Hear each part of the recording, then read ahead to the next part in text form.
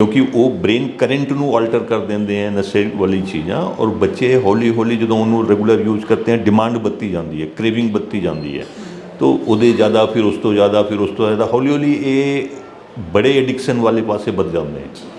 ਤੇ ਇਹ ਸਾਰੀ ਚੀਜ਼ਾਂ ब्रेन सेल्स ਨੂੰ डैमेज करती है ਜਿਹੜਾ ब्रेन डैमेज हो गया तो ब्रेन से कोई डैमेज दोबारा रिवाइव नहीं होता दोबारा नहीं बनता तो वो हैंडीकैपनेस ताउम्र बच्चे ਨੂੰ ਰਹੂਗੀ तो एकदम जो तुरंत ਇਹਦਾ असर नहीं होता लेकिन अगर 2-4 महीने 6 महीने लगातार बच्चा यूज कर रहा है तो ਇਹਦਾ असर आने के चांसेस बढ़ जाते हैं जितना कि ज़्यादा टाइम तक यूज करूँगा उतना ही यदि पॉसिबिलिटी बढ़ जाऊगी बच्चे के ब्रेन पर असर सिगरेट थोड़ा सा ज़्यादा इस करके है कि सिगरेट से जी तंबाकू की निकोटीन होती है वो मात्रा ज़्यादा होती है ਜਿਹੜੇ कैंसर वाले पासे ले जा सकती है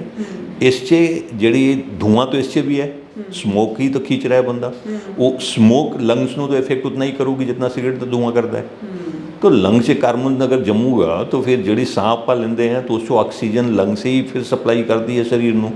वो फिर वो ऑक्सीजन पूरी वो ना तो एब्जॉर्ब कर पाओगी ना सप्लाई कर पाओगी क्योंकि उससे कार्बन का लेयर बन गया या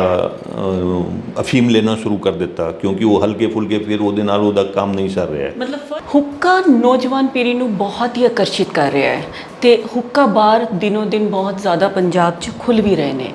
ਤੇ ਕੱਲ ਲੁਧਿਆਣਾ ਦੇ ਪੁਲਿਸ ਕਮਿਸ਼ਨਰ ਵੱਲੋਂ ਇੱਕ ਹਿਦਾਇਤ ਜਾਰੀ ਕੀਤੀ ਗਈ ਕਿ 2 ਮਹੀਨੇ ਤੱਕ ਜਿਹੜੇ ਹੁੱਕਾ ਬਾਰ ਬੰਦ ਰਹਿਣਗੇ ਔਰ ਬਿਲਕੁਲ ਵੀ ਹੁੱਕਾ ਦੀ ਇੱਥੇ ਸਪਲਾਈ ਨਹੀਂ ਹੋਏਗੀ ਕੋਈ ਵੀ ਇਸ ਤਰ੍ਹਾਂ ਦੀ ਕੋਈ ਵੀ ਨਸ਼ੀਲੀ ਚੀਜ਼ ਨਹੀਂ ਲੈ ਪਾਏਗਾ ਕਿੰਨਾ ਕੁ ਇਹ ਹੁੱਕਾ ਬਾਰ ਦੀ ਕੰਜ਼ੰਪਸ਼ਨ ਜਿਹੜੀ ਹੈ ਉਹ ਨੌਜਵਾਨ ਪੀੜ੍ਹੀ ਦੇ ਦਿਮਾਗ ਨੂੰ ਅਸਰ ਕਰਦੀ ਹੈ ਸਭ ਦੇ ਹੀ ਦਿਮਾਗ ਨੂੰ ਅਸਰ ਕਰਦੀ ਹੈ ਇਸ ਲਈ ਗੱਲਬਾਤ ਕਰਨ ਲਈ ਅੱਜ ਸਾਡੇ ਨਾਲ ਮੌਜੂਦ ਨੇ ਡਾਕਟਰ BP ਮਿਸ਼ਰਾ ਜੀ ਜੋ ਕਿ ਪ੍ਰੋਫੈਸਰ ਨੇ ਔਰ clinical psychology department of TMC ਉਹਨਾਂ ਨਾਲ ਗੱਲਬਾਤ ਕਰਦੇ ਹਾਂ ਡਾਕਟਰ ਸਾਹਿਬ ਜਿਵੇਂ ਕਿ ਹੁੱਕਾ ਬਾਰ ਬੜਾ ਹੀ ਪਿਛਲੇ ਦਿਨਾਂ ਬੜਾ ਪ੍ਰਚਲਿਤ ਰਿਹਾ ਹੈ ਤੇ ਬਾਰ-ਬਾਰ ਜਿਹੜੇ ਹੈ ਉਹ ਪੁਲਿਸ ਕਮਿਸ਼ਨਰ ਜਾਂ ਡਿਪਟੀ ਕਮਿਸ਼ਨਰ ਵੱਲੋਂ ਵੀ ਇਹ ਬੜਾ ਬੰਦ ਕਰਨ ਦੇ ਮਤਲਬ ਇਹਦੇ ਆਰਡਰ ਜਾਰੀ ਕੀਤੇ ਗਏ ਪਰ ਫਿਰ ਵੀ ਕਿਤੇ ਨਾ ਕਿਤੇ ਚੱਲ ਰਹੇ ਨੇ ਹੁੱਕਾ ਬਾਰ ਵੀ ਹੁੱਕਾ ਬਾਰ ਜਾਂ ਘਰ ਵਿੱਚ ਵੀ ਲੋਕ ਪੀਂਦੇ ਨੇ ਕਿੰਨਾ ਕੁ ਜਿਹੜਾ ਇਹ ਦਿਮਾਗ 'ਤੇ ਅਸਰ ਕਰਦਾ ਹੈ ਦਿਮਾਗ 'ਤੇ ਅਸਰ ਹਰ ਇੱਕ ਉਹ ਚੀਜ਼ ਜਿਹੜਾ ਆਪਾਂ ਖਾਣ ਪਾਨ ਕਰਦੇ ਹਾਂ ਉਹ ਕਰਦੀ ਹੈ ਹੁੱਕਾ ਬਾਰ 'ਚ ਬੇਸਿਕਲੀ ਸਮੋਕ ਖਿੱਚਦੇ ਹੈ ਕੈਮੀਕਲ ਹੁੰਦਾ ਜਿਹੜੇ ਉਸੇ ਉਹ ਯੂਜ਼ ਕਰਦੇ हैं वो केमिकल प्रिपेयर करके करते हैं जी ਉਹਦੇ ਕਰਕੇ ਸਭ ਤੋਂ ਪਹਿਲੀ ਚੀਜ਼ तो लंग्स से कार्बन जमूगा ऑक्सीजन की सप्लाई प्रॉपर नहीं होगी ब्रेन में तो ब्रेन सेल्स के डेड होने की पॉसिबिलिटी होती है जिहड़े करके हैंडीकैपनेस आ सकती है कोई स्किल या कोई इंटैलेक्चुअल डिसेबिलिटी हो सकती है बच्चे नूं या मैमरी लॉस की प्रॉब्लम हो सकती है तो ये सारा होंदा है वो धुएं करके दूजा ये है कि चूँकि कुछ न कुछ नशे वाली चीज़ें मिलाते ही मिलाते हर उससे ਜਿਹੜਾ फ्लेवर वो देंगे हैं उससे कुछ ना कुछ नशे वाली चीज़ां मिलाते हैं कि बार-बार आन होते हाँ कि वो बच्चों को आदत फड़ूगा तां ही वो फिर रेगुलर उन्होंने यूज़ करते हैं कस्टमर बनाने वास्ते तो वो पहले हल्का कुछ मिलाते हैं हौली हौली वो डोज वो बढ़ा देंगे हैं अलग अलग वेराइटीज़ और लेबल दे आते हैं जिहड़े कि ब्रेन सेल्स ਨੂੰ डैमेज करने वास्ते काफ़ी पोटेंट एलिमेंट है क्योंकि वो ब्रेन करंट ਨੂੰ ਆਲਟਰ कर देंगे हैं नशे वाली चीज़ां और बच्चे हौली हौली जो उन्होंने रेगुलर यूज करते हैं डिमांड बढ़ती जाती है क्रेविंग बढ़ती जाती है तो ਉਹਦੇ ज़्यादा फिर उस तो ज़्यादा फिर उस तो ज़्यादा हौली हौली ये बड़े एडिक्शन वाले पासे बढ़ जाते हैं तो ये सारी चीज़ां ब्रेन सेल्स ਨੂੰ डैमेज करती है ਜਿਹੜਾ न्यूरॉन्स इफेक्ट होंदे ने न्यूरॉन नर्वस सिस्टम पूरा इफेक्टेड होता है ब्रेन का जिहड़े करके बच्चा एक तो उसकी डेवलपमेंट ब्रेन की रुकती है ਉਹਦੀ पर्सनालिटी से इफेक्ट पड़ता है और सब तो बड़ी बात है अगर डैमेज हो गया ब्रेन डैमेज हो गया तो ब्रेन से कोई डैमेज दोबारा रिवाइव नहीं होता दोबारा नहीं बनता तो वो हैंडीकैपनेस ताउम्र बच्चे ਨੂੰ ਰਹੂਗੀ ओके तो ये डॉक्टर साहब किन्ने क टाइम लगता है या किन्नी क जी ड्यूरेशन जी कहते एक बार पी लिया तो कोई फर्क नहीं पैना 2 बार पी लिया कितना लंबा टाइम जो ब्रेन से इफेक्ट होता है हुक्का च अजे शुरू च जिहड़ा मिलाउंदे बहुत लाइट वो चीज़ां होंदियां तो एकदम जो तुरंत ਇਹਦਾ ਅਸਰ नहीं होता, लेकिन अगर 2-4 महीने 6 महीने लगातार बच्चा यूज कर रहा है तो ਇਹਦਾ असर आने के चांसेस बढ़ जाते हैं। जितना कि ज़्यादा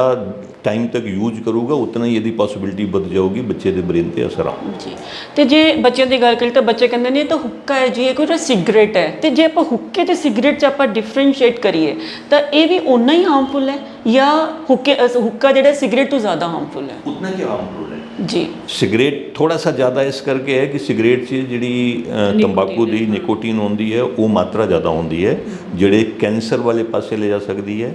ਇਸ 'ਚ ਜਿਹੜੀ ਧੂਆਂ तो इससे भी है, स्मोक ही तो खींच रहा है बंदा, वो स्मोक लंग्स ਨੂੰ तो इफेक्ट उतना ही करूगी जितना सिगरेट तो धुआं करता है। तो लंग्स 'ਚ कार्बन अगर जमूगा तो फिर ਜਿਹੜੀ ਸਾਹ ਆਪਾਂ ਲੈਂਦੇ हैं तो उसको ऑक्सीजन लंग से ही फिर सप्लाई करती है शरीर ਨੂੰ, वो फिर वो ऑक्सीजन पूरी वो ना तो एब्जॉर्ब कर पाओगी ना सप्लाई कर पाओगी क्योंकि उससे कार्बन का लेयर बन गया। जी, मतलब लंग्स ਤੇ ਬ੍ਰੇਨ ਦੋਨਾਂ ਤੇ ਹੀ ਬਹੁਤ ਬੈਡ ਇਫੈਕਟ ਪੈਂਦਾ ਹੈ। ਜੀ ਜੀ। ਤੇ ਡਾਕਟਰ ਸਾਹਿਬ ਜਿਵੇਂ ਨੌਜਵਾਨ ਪੀੜ੍ਹੀ ਜਿਹੜੀ ਹੈ ਸਪੈਸ਼ਲੀ ਯੰਗਸਟਰ ਜਿਹੜੇ ਟੀਨੇਜਰਸ ਬੱਚੇ 9th 10th ਵਿੱਚ ਜਾਂਦੇ ਆ ਤਾਂ ਹੁੱਕੇ ਦੀ ਮਤਲਬ ਫਿਲਮੀ ਸਟਾਈਲ 'ਚ ਦੇਖ ਕੇ ਬਹੁਤ ਜ਼ਿਆਦਾ ਅਟਰੈਕਟ ਹੁੰਦੇ ਨੇ, ਤਾਂ ਉਹ ਟਾਈਮ 'ਚ ਕੋਈ ਪੀਅਰ ਪ੍ਰੈਸ਼ਰ ਹੁੰਦਾ ਹੈ, ਕੀ ਚੀਜ਼ ਹੁੰਦੀ ਹੈ? ਉਸੇ ਬੜੇ ਸਾਰੇ ਫੈਕਟਰਸ ਹੁੰਦੇ ਨੇ। ਇੱਕ ਤਾਂ ਪੀਅਰ ਪ੍ਰੈਸ਼ਰ ਹੁੰਦਾ ਹੈ ਕਿਉਂਕਿ ਇਹ ਨੌਜਵਾਨ ਜਿਹੜੇ ਟੀਨੇਜਰ ਬੱਚੇ ਹੈ, ਟੀਨੇਜਰ ਦਾ ਜਿਹੜਾ ਮੇਨ ਸਾਈਕੋਲੋਜੀ ਹੁੰਦੀ ਹੈ, ਮੈਂ ਕੌਣ ਹੈ, ਮੇਰੀ ਪਹਿਚਾਨ ਹੈ ਨਹੀਂ ਹੈ, ਮੈਨੂੰ ਰਿਸਪੈਕਟ ਮਿਲ ਰਹੀ ਹੈ ਨਹੀਂ ਮਿਲ ਰਹੀ ਹੈ।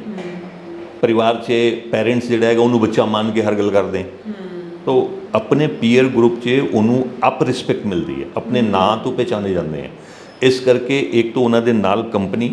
ਦੂਜਾ ਮੈਂ ਬੜਾ ਦਿਲੇਰ ਹਾਂ, ਮੈਂ ਇਹ ਵੀ ਕਰ ਸਕਦਾ ਇਹ ਵੀ ਕਰ ਸਕਦਾ। ਇਹ ਜਿਹੜੀ ਸ਼ੋ ਆਫ ਟੈਂਡੈਂਸੀ ਹੁੰਦੀ ਹੈ ਟੀਨੇਜਰਸ ਦੀ ਉਹ ਜ਼ਿਆਦਾ ਬੱਚਿਆਂ ਨੂੰ ਉਸ ਪਾਸੇ ਖਿੱਚਦੀ ਹੈ। ਔਰ ਮਤਲਬ ਕਿ ਜਦੋਂ ਤੱਕ ਪਾਣੀ ਕਹਿੰਦੇ ਨਾ ਸਿਰ ਤੋਂ ਉੱਤੇ ਨਿਕਲ ਜਾਂਦਾ ਹੈ ਉਦੋਂ ਪਤਾ ਲੱਗਦਾ ਬੱਚਿਆਂ ਨੂੰ ਕਿ ਅਸੀਂ ਕਿੱਦਾਂ ਇਹ ਦਲਦਲ 'ਚ ਫਸ ਗਏ। ਡਾਕਟਰ ਸਾਹਿਬ ਤੁਹਾਡੇ ਕੋਲ ਰੂਟੀਨ 'ਚ ਕਿਹੋ ਜਿਹੇ ਕੇਸਿਸ ਆਉਂਦੇ ਨੇ, ਕਿੰਨੇ ਕੁ ਕੇਸਿਸ ਆਉਂਦੇ ਨੇ ਕਿ ਸਾਡੇ ਕੋਲ ਤੱਕ ਤਾਂ ਉਹੀ ਪਹੁੰਚਦੇ हैं ਜਿਨ੍ਹਾਂ ਨੂੰ ਕਿ ਐਡਿਕਸ਼ਨ ਜਿਹੜੀ ਹੈਗੀ ਵੱਧ ਕੇ ਉਹ ਹੀਰੋਇਨ 'ਤੇ ਚਲੀ ਗਈ ਜਾਂ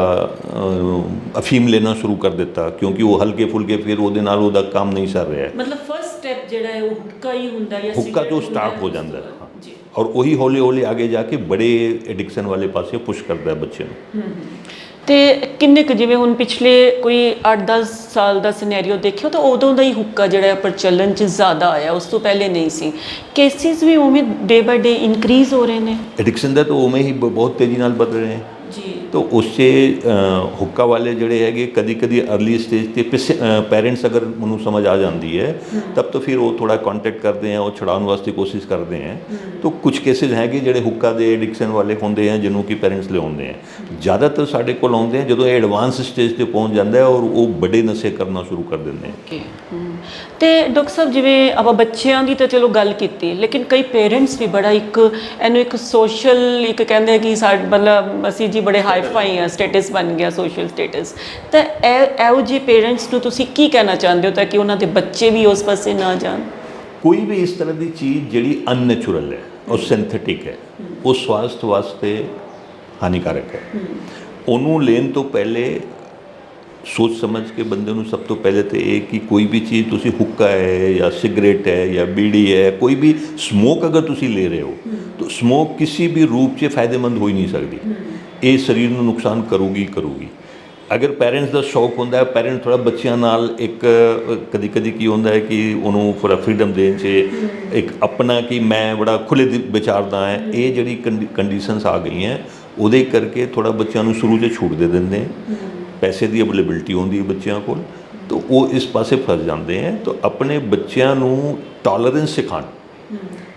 हर चीज़ तुरंत मिल जाए तो फिर बच्चे का इंपल्स उससे हॉबी हो जाता है, आगे चल के अगर वो नहीं हासिल कर पाता तो उन्हें प्रॉब्लम हो सकती है।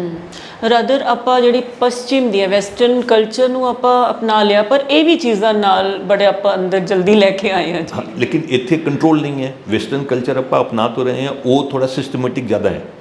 वो हर चीज़ों को कंट्रोल करते हैं, फूड ਨੂੰ कंट्रोल करते हैं, उससे एडल्टरेशन ज़्यादा नहीं हो सकती, ਉਹਦਾ पनिशमेंट बहुत सीवियर है। इंडिया से तो हर चीज़ से मिलावट है, तो जो भी चीज़ इतने मिलूगी तो उससे उन्होंने कुछ न कुछ एडल्टरेशन करना और वही साढ़े स्वास्थ्य वास्ते सब तो ज़्यादा हानिकारक है। ਜੀ। ਤੇ ਡਾਕਟਰ ਸਾਹਿਬ ਜਿਵੇਂ ਪਿੱਛੇ ਇੱਕ ਨਿਊਜ਼ ਵੀ ਆਈ ਸੀ ਕਿ ਕਰਨਾਟਕਾ ਗਵਰਨਮੈਂਟ ਇੱਕ ਐਫਰਟ ਕਰ ਰਹੀ ਹੈ, ਸ਼ਾਇਦ ਇੱਕ ਪਾਸ ਵੀ ਕਰਤਾ ਕਿ 21 ਇਅਰਸ ਤੋਂ ਜਿਹੜਾ ਘੱਟ ਬੱਚੇ ਨੂੰ ਸਿਗਰਟ ਨਹੀਂ ਮਿਲੇਗੀ। ਕਿੰਨਾ ਕਿ ਗਵਰਨਮੈਂਟ ਨੂੰ ਇਹ ਜਿਹੇ ਸਟੈਪਸ ਚੱਕਣੇ ਚਾਹੀਦੇ ਨੇ ਤਾਂ ਕਿ ਐਟਲੀਸਟ ਥੋੜਾ ਡਰ ਕਰਕੇ ਵੀ ਕਿਤੇ ਨਾ ਕਿਤੇ ਬੱਚੇ ਰੁਕਣ। ਵੈਸੇ ਜ਼ਿਆਦਾਤਰ ਇੰਡੀਆ 'ਚ ਪਬਲਿਕ ਪਲੇਸ ਤੇ ਸਮੋਕਿੰਗ ਤੋਂ ਪ੍ਰੋਹਿਬਿਟਡ ਹੈ, ਬੈਨ ਹੈ। ਜਿਹੜੇ ਕਰਦੇ ਆ ਪੁਰਾਣੇ ਡੈਫੀਨੇਟਲੀ 21 ਤੋਂ ਘੱਟ ਤੋਂ ਬੱਚਿਆਂ ਨੂੰ ਤਾਂ ਨਹੀਂ ਹੀ ਮਿਲਣੀ ਚਾਹੀਦੀ ਐਕਸਪੋਜਰ, ਲੇਕਿਨ ਉਸ 'ਚ ਅਗਰ ਪੈਰੈਂਟਸ ਪੀ ਰਹੇ ਹੈ ਤਾਂ ਉੱਥੋਂ ਬੱਚੇ ਅਰੇਂਜ ਕਰ ਲੈਂਦੇ, ਉਹ ਦੁਕਾਨ ਤੇ ਲੈਣਾ ਗਵਰਨਮੈਂਟ ਦੁਕਾਨ ਤੇ ਰੋਕ ਸਕਦੀ ਹੈ, ਪੈਰੈਂਟਸ ਕੋਲ ਥੋੜੀ ਰੋਕ ਸਕਦੀ ਹੈ। ਔਰ ਜਿੱਥੇ ਪੈਰੈਂਟਸ ਹੀ ਸਮੋਕਿੰਗ ਕਰ ਰਹੇ ਹੈ, ਘਰੇ ਅਵੇਲੇਬਲ ਹੈ, ਉੱਥੇ ਬੱਚੇ ਨੂੰ ਨਹੀਂ ਰੋਕ ਸਕਦੇ। ਮਤਲਬ ਪਹਿਲਾ ਸਟੈਪ ਜਿਹੜਾ ਹੈ ਉਹ ਪੈਰੈਂਟਸ ਨੂੰ ਹੀ ਖੁਦ ਆਪਣੇ ਆਪ ਨੂੰ ਇਨੀਸ਼ੀਅਲ ਪੈਰੈਂਟਸ ਨੂੰ ਕਰਨਾ ਪਏਗਾ, ਬੱਚੇ ਫਿਰ ਤਾਂ ਹੀ ਅਟਰੈਕਟ ਹੁੰਦੇ ਨੇ ਉਸ ਪਾਸੇ। ਤੇ ਡਾਕਟਰ ਸਾਹਿਬ ਜਿਵੇਂ ਮੈਂ ਸਭ ਤੋਂ ਸਟਾਰਟ ਤੋਂ ਹੀ ਗੱਲ ਇਹ ਕੀਤੀ ਕਿ ਜਿਹੜੀ ਹੈ ਹੁੱਕਾ ਬਾਰ ਜਿਹੜੇ 2 ਮਹੀਨੇ ਲਈ ਬੰਦ ਕੀਤੇ, ਜਾਂ ਇਹ ਬਾਰ-ਬਾਰ ਪੁਲਿਸ ਜਿਹੜੀ ਪਾਬੰਦੀ ਲਗਾਉਂਦੀ ਹੈ, ਫਿਰ ਐਕਸਟੈਂਡ ਵੀ ਹੁੰਦੀ ਹੈ ਪਾਬੰਦੀ, ਪਰ ਕਿਤੇ ਨਾ ਕਿਤੇ ਫਿਰ ਵੀ ਲੁਕ ਛੁਪ ਕੇ ਹੋਟਲਸ ਵਿੱਚ ਜਾਂ ਪਾਰਟੀਜ਼ 'ਚ ਵਿਆਹ ਸ਼ਾਦੀਆਂ 'ਤੇ ਚੱਲਦੇ ਆ ਇਹ ਕੰਮ। ਕੀ ਸੰਦੇਸ਼ ਤੁਸੀਂ ਦੇਣਾ ਚਾਹੁੰਦੇ ਹੋ? ਇਹਨੂੰ ਜਦੋਂ ਤੱਕ ਕੋਈ ਵੀ ਚੀਜ਼ ਹੋਏ, ਸਰਕਾਰਾਂ ਆਪਣੇ ਦਮ ਤੇ ਕਾਨੂੰਨ ਤੇ ਬੇਸਿਸ ਤੇ ਨਹੀਂ ਕੰਟਰੋਲ ਕਰ ਸਕਦੀ। ਇਹ ਸਾਰੀ ਚੀਜ਼ਾਂ ਸਮਾਜਿਕ ਬੁਰਾਈ ਹੈ, ਸਮਾਜ ਨੂੰ ਜਾਗਰਿਤ ਹੋਣਾ ਪੜਨਾ ਹੈ, ਸਮਾਜ ਨੂੰ ਸਮਝਣਾ ਪੜਨਾ ਹੈ ਕਿ ਸਾਡੇ ਬੱਚਿਆਂ ਦੇ ਹੈਲਥ ਦੇ ਵਾਸਤੇ ਬਹੁਤ ਨੁਕਸਾਨਦੇਹ ਹੈ। ਉਹਨੂੰ ਆਪਣੇ ਵੱਲੋਂ ਇੱਕ ਕੰਟਰੋਲ, ਆਪਣੇ ਬੱਚਿਆਂ ਨੂੰ ਸੰਸਕਾਰ ਦੇਂ, ਬੱਚਿਆਂ ਨੂੰ ਟਾਈਮ ਦੇਂ, ਕੀ ਗਲਤ ਹੈ ਕੀ ਸਹੀ ਹੈ ਬੱਚਿਆਂ ਨੂੰ ਸਮਝਾएं। ਅੱਜ ਕੱਲ੍ਹ ਪੈਰੈਂਟਸ ਕੋਲ ਟਾਈਮ ਨਹੀਂ ਹੈ, ਉਹ ਬੱਚਿਆਂ ਨੂੰ ਫੈਸਿਲਿਟੀਜ਼ ਦੇ ਦਿੰਦੇ ਹੈ, ਫਿਰ ਪੈਰੈਂਟਸ ਆਪਣੇ ਰੂਟੀਨ 'ਚ ਲੱਗੇ ਹੁੰਦੇ, ਬੱਚੇ ਆਪਣੇ ਰੂਟੀਨ 'ਚ ਲੱਗੇ ਹੁੰਦੇ। ਤਾਂ ਸਭ ਤੋਂ ਜ਼ਰੂਰੀ ਹੈ ਬੱਚਿਆਂ ਨੂੰ ਸਹੀ ਟਾਈਮ ਦੇਣਾ, ਉਹਨੂੰ ਗਾਈਡ ਕਰਨਾ, ਉਹਨਾਂ ਦੇ ਨਾਲ ਟਾਈਮ ਸਪੈਂਡ ਕਰਨਾ, ਜਿਵੇਂ ਕਿ ਬੱਚੇ ਆਪਣੇ ਦਿਲ ਦੀ ਗੱਲਾਂ ਬਤਾ ਸਕੇਂ। ਤਾਂ ਡਾਕਟਰ ਸਾਹਿਬ ਜਿਵੇਂ ਤੁਹਾਡੇ ਕੋਲ ਤਾਂ ਰੂਟੀਨ 'ਚ ਹੀ ਇਹੋ ਜਿਹੇ ਕੇਸਿਸ ਆਉਂਦੇ ਨੇ ਬਹੁਤ ਜ਼ਿਆਦਾ, ਕਿੰਨਾ ਸਮਾਂ ਲੱਗਦਾ ਫਿਰ ਉਹਨਾਂ ਨੂੰ ਕਾਉਂਸਲਿੰਗ ਕਰਕੇ ਉਹਨਾਂ ਚੀਜ਼ਾਂ ਤੋਂ ਬਾਹਰ ਕੱਢਣ ਲਈ? ਮੇਨਲੀ ਇਹ ਡਿਪੈਂਡ ਕਰਦਾ ਹੈ ਕਿ ਇੱਕ ਤਾਂ ਪੈਰੈਂਟਸ ਕਿਤਨੇ ਕੋਆਪਰੇਟਿਵ ਹੈ, ਕਿਉਂਕਿ ਮੇਰਾ ਜਿਹੜਾ ਐਕਸਪੀਰੀਅੰਸ ਹੈ ਲਾਸਟ 32 ਇਅਰਸ ਦਾ, 15 ਸਾਲ ਤੋਂ ਘੱਟ ਉਮਰ ਦੇ ਬੱਚਿਆਂ 'ਚ 95% ਪ੍ਰੋਬਲਮ ਬੱਚੇ ਦੇ ਅੰਦਰ ਨਹੀਂ ਹੁੰਦੀ, ਇਨਵਾਇਰਮੈਂਟ 'ਚ ਹੁੰਦੀ ਹੈ। ਔਰ ਉਹ ਇਨਵਾਇਰਮੈਂਟ 'ਚ ਮੇਨ ਪਰਸਨੈਲਿਟੀ ਪੈਰੈਂਟ ਦੀ, ਕਿਵੇਂ ਉਹ ਹੈਂਡਲ ਕਰ ਰਹੇ ਹੈ, ਕਿਵੇਂ ਆਪਣੇ ਬੱਚੇ ਨੂੰ ਰਾਹ ਦਿਖਾ ਰਹੇ ਹੈ। ਤਾਂ ਉਸ 'ਚ ਆਪਾਂ ਕੋਸ਼ਿਸ਼ ਕਰਦੇ ਹਾਂ ਪੈਰੈਂਟਸ ਨੂੰ ਚੇਂਜ ਕਰਨ ਦਾ।